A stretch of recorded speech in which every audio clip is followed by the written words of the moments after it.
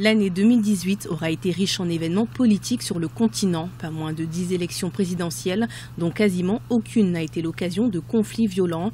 Qualifiées pour la plupart de paisibles, elles ont permis plusieurs alternances politiques sur le continent. Et c'est George Weah du Libéria qui ouvre le bal de l'alternance politique sur le continent en prêtant serment le 22 janvier 2018 devant 35 000 personnes et une dizaine de chefs d'État.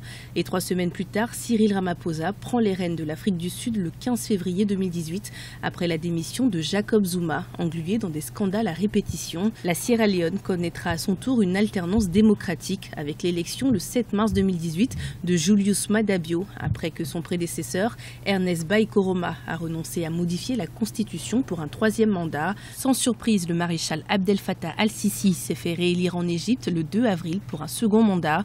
Dans le même temps, Ahmed Abeid, 42 ans, prend la tête de l'Éthiopie en tant que Premier ministre après plusieurs mois de tensions plus ou moins violentes et fera élire plus tard Sahle-Work Zewde comme la première femme présidente de la République démocratique fédérale de l'Éthiopie. Au Zimbabwe, Emmerson Mnangagwa, ancien bras droit de Robert Mugabe, tombé en novembre 2017, remporte la présidentielle du 3 août avec 50,8% des suffrages. Au Mali, le président Ibrahim Boubacar Keïta obtient le 12 août 2018 67,17% des suffrages et entame un second mandat, non sans la contestation de son opposition qui dénonce des fraudes.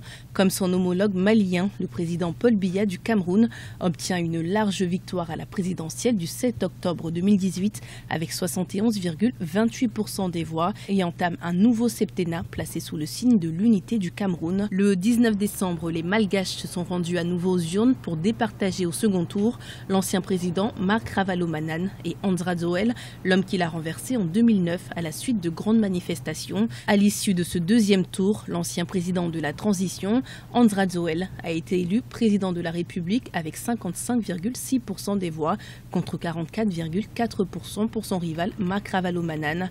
Initialement prévue pour le 23 décembre 2018, la présidentielle en RDC a finalement eu lieu le 30 décembre 2018. Ainsi en a décidé la Commission électorale nationale indépendante de la RD Congo. Au lendemain du scrutin, la conférence des évêques a dénoncé des anomalies dans le comptage des voix sur la base d'un rapport partiel de ses 40 000 observateurs.